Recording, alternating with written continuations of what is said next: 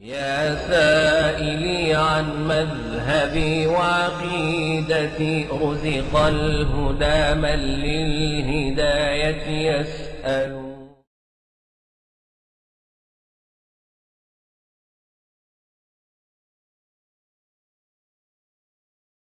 My name is Zakir Hussain. I'm a Muslim apologist based in the UK, and I try to specialize mainly with Judaism and Christianity because I believe we have a lot in common. Now, when was this claim made that the Prophet Muhammad, on whom be peace, was foretold in the previous books? Is it a modern day thing that Muslims have just made up to try to make our faith look more credible? No. This goes back 1400 years to the very time that the Prophet Muhammad, on whom be peace, set foot into a city called Medina, where the Jews were awaiting a prophet to come. Now, the Quran, which was the revelation given to Prophet Muhammad, on whom be peace, explicitly claimed that Muhammad, on whom be peace, was this prophet. I will quote from chapter 7, verse 157, which says the following. أعوذ بالله من الشيطان الرجيم. الذين يتبعون الرسول النبي الأمي الذي يجدونه مكتوبا عندهم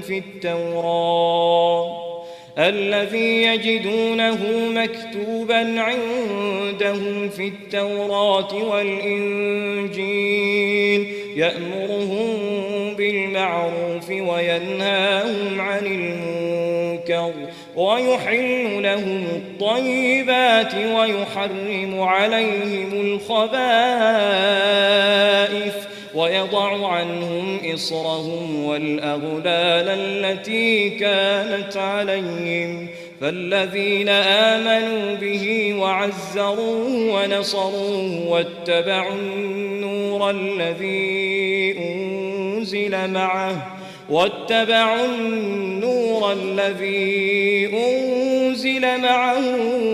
أولئك هم المفلحون. This is just one of the verses that claims that Prophet Muhammad, on whom be peace, is foretold in the previous scriptures. Also, we know on many occasions the Quran likens Prophet Muhammad, on whom be peace, to the Prophet Musa alayhi salam, known as Moses. And the Quran also likens the Quran itself to the Torah, which was the book given to Moses. Now, why is this the case? Why does the Quran again and again liken Prophet Muhammad, on whom be peace, to Moses, and the Quran to the Torah? That's because there is a prophecy in the Torah that's even with us today of a prophet to come from amongst the brethren of the children of Israel. In the book of Deuteronomy chapter 18, verse number 15 to 18, the following is said, I will raise up a prophet from amongst the brothers of them, and I shall put my words into his mouth, and he shall speak unto them all that I command him. It is also said there that this prophet will be like Moses. Now, in the Hebrew, if you analyze the text, the word you is in the singular, because the children of Israel are sometimes spoken of in the singular in the Bible, because the whole nation represents one person in a sense. Like the Muslims are like one body. The Prophet Muhammad, on whom be peace, said that the Muslims are like one body. That's the same thing with the Bible. For example, in Exodus chapter 4, verse 22, God in the Bible says that Israel is my son, verily my firstborn. That's speaking about the children of Israel, the nation.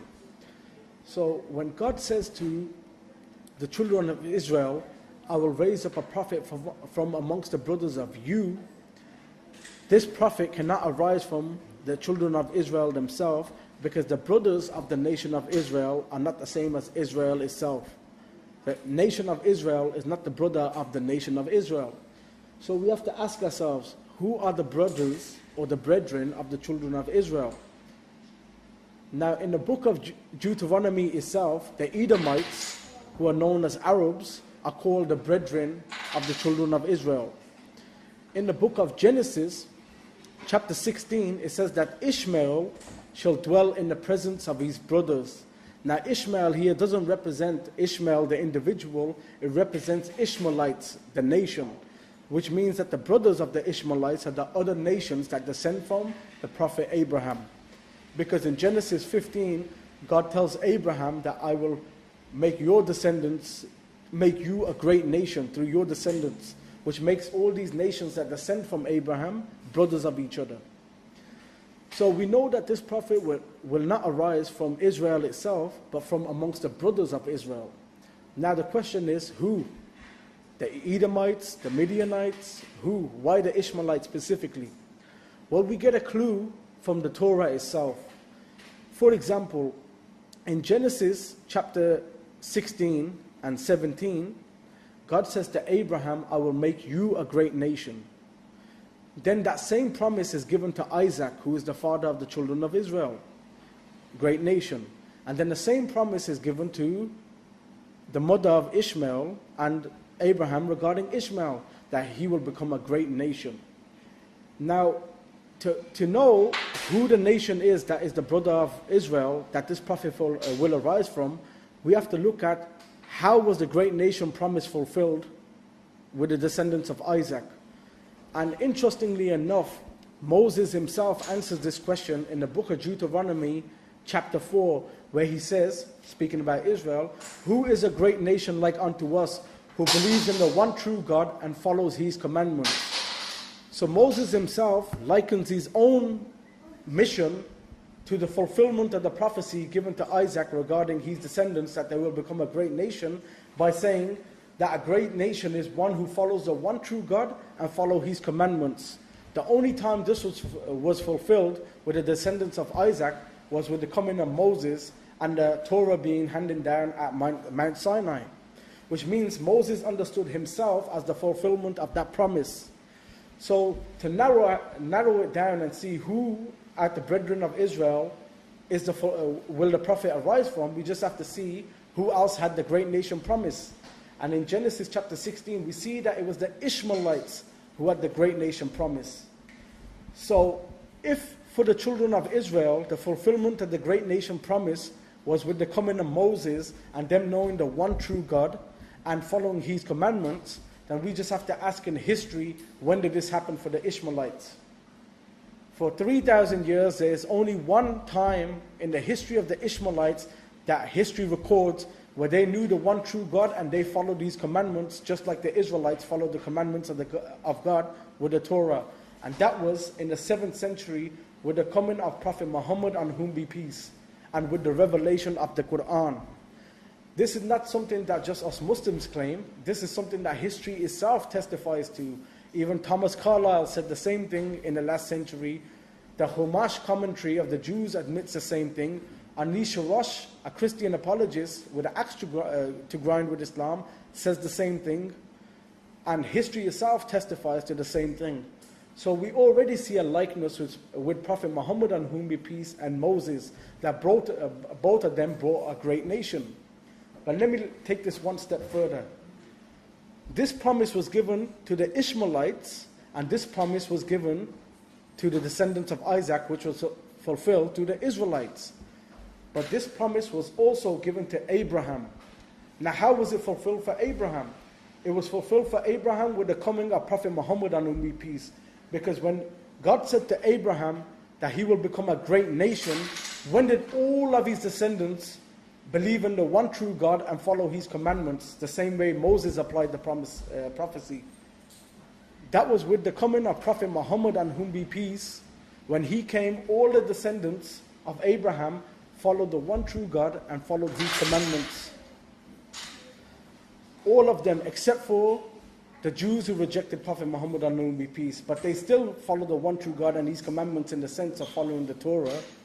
And some of the Jewish Christians still followed the commandments of God because they still believed in the Torah laws, unlike some of the modern day Christians and so-called Orthodox Christians that don't follow the commandments because they believe it was abolished, as Paul claimed. Another proof that the Ishmaelites were the one where this prophet would arise.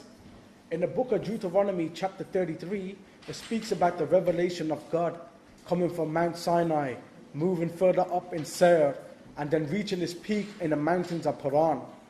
Now, Quran, according to Genesis chapter 21, verse 21, is the place where the Ishmaelites reside and where Ishmael resided. So God, regarding his revelation, puts the peak of the revelation in the land of the Ishmaelites.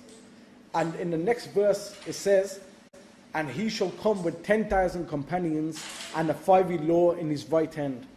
Now, who came with 10,000 companions and a fiery law in his right hand? That was Prophet Muhammad, on whom be peace, which once again shows that the brethren that it was speaking about were the Ishmaelites. Also, in the book of Psalms, chapter 84, according to the Septuagint, the lawgiver shall give blessings in a place called Baqqa. And everybody knows that Baqqa, which is mentioned in the Quran in Surah 3, ayah 96, is another name for Makkah. So once again, the law of God is connected not only to the Ishmaelites regarding Quran, but also a place called Baqqa, which shows that a new law after the time of Moses will come in the domain of the Ishmaelites, and it will be the peak of God's revelation. Now, some Christians object to these prophecies, and they say that Ishmael was not part of the covenant and he was called a wild donkey. The word found in the Hebrew, which Christians claim says that he shall be a wild man, can also mean fruitful. He shall be a fruitful man. And this is found in the Samaritan version of the Torah, which is a very ancient version that has even been attested to by the Dead Sea Scrolls, and even agrees with the Septuagint on many occasions against the Masoretic text. The Samaritan version of the Torah says he shall be a fruitful man. Now, even those who follow the Masoretic text and think that it says that he shall be a wild donkey of a man, they should know that in Genesis chapter 17, the same promises are repeated, but another word is used for fruitful, which shows the word in Genesis 16 should be fruitful and not wild donkey of a man. This is just character assassination. Also, even if we go with the Masoretic text, it doesn't mean a wild donkey of a man in an insult. It means a wild man, meaning a wilderness man, a man who will be in the desert, which is what the Bedouin Arabs were, desert dwellers. And also it's interesting, in the book of Josephus, regarding John the Baptist, who we know as Yahya alayhi salam, he's referred to as a wild man. Why? Because according to the New Testament, he arose in the wilderness and he used to eat honey and locusts in the wilderness, meaning a wilderness man. So if Christians believe that Ishmael and the Ishmaelites are disrespected in Genesis, then they should also believe that Josephus disrespected John the Baptist. But that's not the case. Now, there were Jews over the centuries who recognized Prophet Muhammad, on whom be peace, as the one in Deuteronomy chapter 18. In Medina itself, we know of a rabbi by the name of Abdullah bin Salam, radiallahu anhu, who said when he seen the Prophet Muhammad, on whom be peace, that I recognized him as soon as I seen him, and I even knew his name. Now, where did he get this description from? It's interesting, in a book that's seen as thoroughly messianic by the Jews, and they believe that this book speaks about the past history of Israel and even the future and the exile, the Roman exile and the Babylonian exile. They believe this book speaks about all this. Is a book called Song of Solomon, which on the face of it just looks like a love poem. But in the metaphor of the Bible, it normally speaks about the relationship between God and Israel in metaphors. Interestingly, in chapter 5, verse number 10, we get a description of somebody whose skin color will be white and ruddy, whose hair will be black and wavy. Interestingly, in the English translation, it says as a raven, but in the Hebrew, the same word can also be translated as an Arab. It says he shall be the chief of 10,000, and in the Hebrew, it says Hikko mamtakim bikullu Muhammadim. A hint is given towards the name of this person. So any Jew in the 7th century, when they see this man claiming to be a prophet, and they see his description, they would notice the hint in the Hebrew text. Also, in chapter 7 of the same book, it mentions the seal in his heart and the seal on his shoulder. And the Muslim sources confirm that the Prophet Muhammad, on whom be peace, had a birthmark on his shoulder, which is known as the seal, which is interesting enough. And even Ibn Ezra, one of the highest Jewish classical scholars, mentions that chapter 7 of Song of Solomon is thoroughly messianic. So I implore the Jews and Christians to take these prophecies seriously. Why should you take these prophecies seriously? Because God in the Bible found that prophecy in Deuteronomy 18:18 so important that he actually threatened the children of Israel and said that if you do not hearken unto the words that he speaks in my name, I shall require it of you. A threat directly from God. I can only give you the message, and it's on you to either believe or investigate it and see where it goes from there. Inshallah, I plan to do more of these talks and speak about other prophecies in the Bible, but I'll leave it for this for now and leave it for you all to ponder. Assalamu alaikum.